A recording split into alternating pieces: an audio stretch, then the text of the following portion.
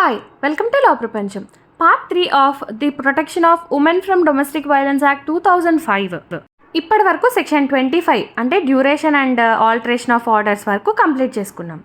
ఈ వీడియోలో సెక్షన్ 26 నుంచి రిమైనింగ్ సెక్షన్స్ అన్నీ కంప్లీట్ చేసుకుందాం. Section 26 relief in other suits and legal proceedings. Aggrieved పర్సన్కి ఈ యాక్ట్కి సంబంధించి కాకుండా వేరే ఏదైనా లీగల్ ప్రొసీడింగ్స్లో కానీ సూట్లో కానీ వేరే ఏదైనా యాక్ట్ ద్వారా కనుక ఏదైనా ఎంతైనా రిలీఫ్ కనుక పొంది ఉన్నట్లయితే ఆ విషయాన్ని పర్టికులర్గా ఇక్కడ తను మ్యాజిస్ట్రేట్కి ఇన్ఫార్మ్ చేయాలి.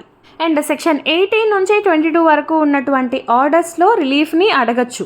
ఈ యాక్ట్ రాకముందైనా వచ్చిన తర్వాత అయినా ఏదైనా ఒక లీగల్ ప్రొసీడింగ్స్ కానీ సూట్స్ కానీ వేసున్నట్లయితే సివిల్ కానీ క్రిమినల్ కోర్టులో కానీ ఆ సూట్ ఆ లీగల్ ప్రొసీడింగ్స్కి అడిషనల్గా మనకి ఇక్కడ సబ్సెక్షన్ 1లో చెప్పినటువంటి సెక్షన్ 18 నుంచి 22 వరకు ఉన్నటువంటి ఆర్డర్స్ యొక్క రిలీఫ్స్ని ఇక్కడ అగ్రీవ్డ్ పర్సన్ అడగచ్చు in addition to that such suit or legal proceeding.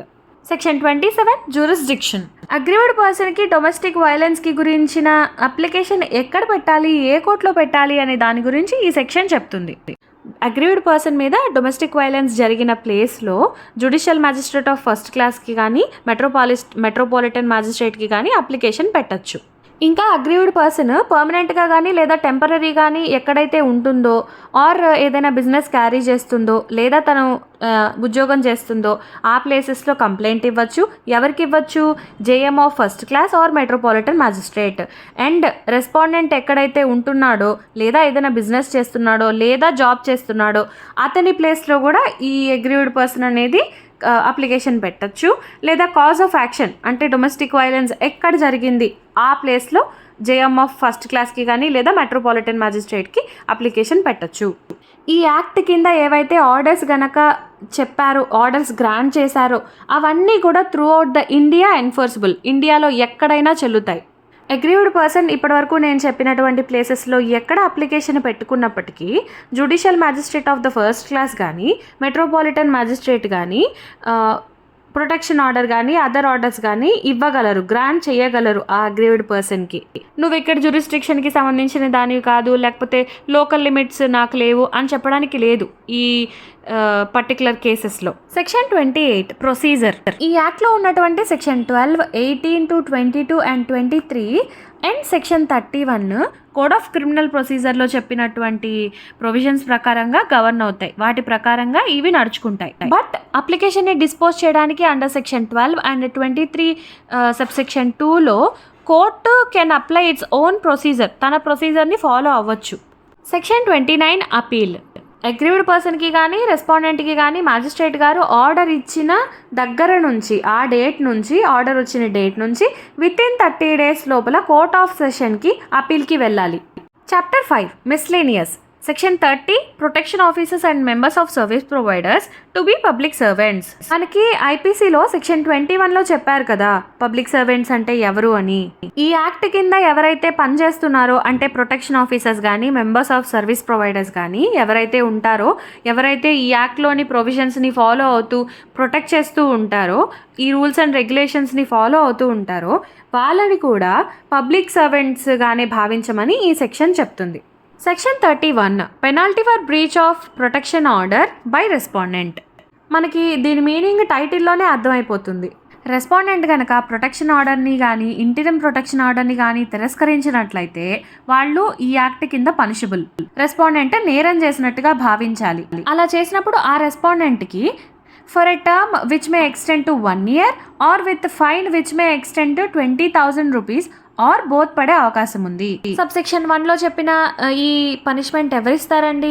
ఎవరైతే ఈ protection order interim protection order grant చేసిన మ్యాజిస్ట్రేట్ ఉంటారో వారే ఈ శిక్షను కూడా అతనికి అమలు చేస్తారు. అండ్ సబ్సెక్షన్ 1లో చెప్పినటువంటి ఛార్జెస్ని ఫ్రేమ్ చేసేటప్పుడే మ్యాజిస్ట్రేట్ గారు section 498A Indian penal code ప్రకారంగా కూడా ఛార్జెస్ని ఫ్రేమ్ చేస్తారు. ఇంకా డౌరీ ప్రొహిబిషన్ యాక్ట్లోని ప్రొవిజన్స్ని కూడా పెట్టే ఛాన్స్ ఉంది. ఎప్పుడు పెడతారు? వాళ్ళు గనక అలాంటి అఫెన్సెస్ చేశారని కనుక భావిస్తే ఆ యాక్ట్స్ కింద కూడా వీళ్ళకి ఛార్జెస్ ఫ్రేమ్ చేసి శిక్ష వేస్తారు. అవన్నీ యాడ్ చేస్తే అప్పుడు ఎంతవరకు శిక్ష పడే అవకాశం ఉందండి? Up to 3 years and fine. Section 32 cognizance and proof. Section 31 subsection 1 ప్రకారం గనక అఫెన్స్ చేశారని నిర్ధారణ అయితే ఆ అఫెన్స్ ఇక్కడ కాగ్నిజబుల్ అండ్ నాన్ బెయిలబుల్. ఏం చేస్తే అండి, ప్రొటెక్షన్ ఆర్డర్ని బ్రీచ్ చేసినా, ఇంటరిమ్ ప్రొటెక్షన్ ఆర్డర్ని బ్రీచ్ చేసినా కూడా అది అఫెన్స్. అది non bailable and cognizable offence. ఆ పర్టికులర్ విషయం మీద అగ్రీవ్డ్ పర్సన్ జస్ట్ చెప్తే చాలన్నమాట. ఫార్మల్ స్టేట్మెంట్ ఇస్తే చాలు, సోల్ టెస్టిమనీ అంటాము, ఇస్తే చాలన్నమాట. That will be considered by the court and conclude as an offence under section 31 subsection 1. నన్ను ఇబ్బంది పెడుతున్నానండి, నేను ఉండలేకపోతున్నానండి, నాకు ప్రొటెక్షన్ కావాలండి అని తను జస్ట్ చెప్తే చాలన్నమాట. అది అఫెన్స్గా భావించి తనకి ప్రొటెక్షన్ ఆర్డర్ ఇస్తారు. రెస్పాండెంట్కి ఏమో అండర్ సెక్షన్ 31 సబ్సెక్షన్ 1 ప్రకారంగా అఫెన్స్ అని భావించి ప్రొసీడింగ్స్ జరుగుతాయి. Section 33 penalty for not discharging duty by protection officer. Protection ఆఫీసర్ని స్టేట్ గవర్నమెంట్ నియమిస్తుంది. ఇఫ్ అదే ప్రొటెక్షన్ ఆఫీసర్ కనుక తను చెయ్యాల్సిన డ్యూటీ సరిగా చేయలేదనుకోండి, లేదా చెయ్యాల్సినవి నేను చెయ్యనని రిఫ్యూజ్ చేశారనుకోండి, అప్పుడు ఏం పరిస్థితి? అప్పుడు ఈ section comes in to picture. Without any proper reason, without any sufficient cause protection officer కనుక తను చేయాల్సిన డ్యూటీని చేయకుండా రిఫ్యూజ్ చేసినట్లయితే కనుక అప్పుడు ఈ సెక్షన్ ద్వారా అతనికి imprisonment extend to 1 year or fine may extend to 20,000 rupees or 2 పడే అవకాశం ఉంది. ఇక్కడ ప్రొటెక్షన్ ఆఫీసర్ మనకి మెయిన్లీ ఎవరుంటారని చెప్పాను, ఉమెన్ ఉంటారు. Section 34 cognizance of offence committed by protection officer.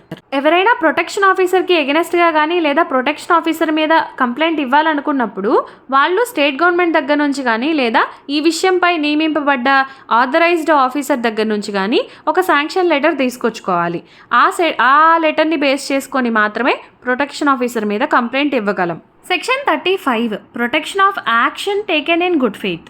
Protection officer తనకిచ్చిన డ్యూటీ అండ్ ఫంక్షన్స్ని నిర్వర్తిస్తున్న సమయంలో ఏదన్నా యాక్షన్ తీసుకున్నారనుకోండి, అది గుడ్ ఫెయిత్లో కనుక అతను తీసుకొని ఆ యాక్షన్ చేసినప్పుడు, అక్కడ అంటే ఏదైనా ఒకటి చేసినప్పుడు దానివల్ల ఏదైనా డ్యామేజ్ కనుక జరిగితే దానికి ఎగనెస్ట్గా సూట్ ఫైల్ చేయడానికైతే లేదు. ప్రొటెక్షన్ ఆఫీసర్కి ఈ విషయంపై నాకు డ్యామేజ్ జరిగింది, ఆయన వల్ల జరిగింది అని చెప్పి సూట్ ఫైల్ చేయడానికి లేదు, అవ్వదు కూడా ఈ సెక్షన్ ద్వారా. Section 36 act not in derogation of any other law. Derogation అంటే ఏంటండి? కించపరచడం. ఈ యాక్ట్లో చెప్పినటువంటి ప్రొవిజన్స్ వేరే ఏదైనా లాని డెరోగేట్ చేయడానికి కాదు. ఇవి ఆ యాక్ట్లో ఉన్నటువంటి ప్రొవిజన్స్కి ఇన్ ఎడిషన్గా ఇవి యూజ్ అవుతాయి. ఏవైనా యాక్ట్లో కనుక ఫర్ సపోజ్ ఐపీసీ తీసుకోండి, లేదా హిందూ మ్యారేజ్ తీసుకోండి, లేకపోతే డౌరీ ప్రొహిబిషన్ యాక్ట్ తీసుకోండి, అందులో ఉన్నవి అందులో జరుగుతాయి. ఈ యాక్ట్లో చెప్పినవి ఆ యాక్ట్లో ఉన్న ప్రొవిజన్స్ని కించపరచడానికి కాదు, వాటికి వ్యతిరేకం కాదు. ఈ యాక్ట్లో చెప్పినవి, ఈ ప్రొటెక్షన్ ఆర్డర్స్, ఈ రిలీఫ్స్ ఇవన్నీ కూడా ఆ యాక్ట్లో ఏదైతే ప్రొవిజన్స్ జరుగుతున్నాయో వాటికి ఇన్ ఎడిషన్గా ఇవి పనిచేస్తాయి, వాటిని కించపరచడం కోసం ఇవి కాదు అనేసి చెప్పింది సెక్షన్. ఈ యాక్ట్లో చెప్పినటువంటి రూల్స్ కానీ, సెక్షన్స్ కానీ, ప్రొవిజన్స్ కానీ కేమ్ ఇన్ టు ఫోర్స్లోకి రావడానికి ముందు ఈచ్ హౌస్ ఆఫ్ పార్లమెంట్లో ఖచ్చితంగా 30 రోజుల వరకు ఒక సెషన్లో ఉండి 2 or more సక్సెస్ఫుల్ సెషన్స్ని కంప్లీట్ చేసుకొని వాళ్ళ ఆమోదంతో జరిగింది. ఫ్యూచర్లో సెంట్రల్ గవర్నమెంట్ కనుక ఏమైనా మార్పులు చేర్పులు కనుక చేయాలనుకుంటే, కొత్త రూల్స్ తీసుకురావాలి అనుకుంటే, అప్పుడు సెక్షన్ 8 సబ్సెక్షన్ 2లోని పవరు, సెక్షన్ 8 సబ్సెక్షన్ 3లోని పవరు, సెక్షన్ 9 సబ్సెక్షన్ 1 క్లాజ్ బిలోని power, section 9 subsection 1 sub clause సిలోని పవర్స్ అన్నీ ఈ సెక్షన్ ద్వారా సెంట్రల్ గవర్నమెంట్కి రూల్స్ చేయడానికి పవర్స్ అవుతాయి. మీకు టైం ఉంటే ఈ సెక్షన్ ఒకసారి కూర్చొని చదవండి, మీకు అర్థమవుతుంది.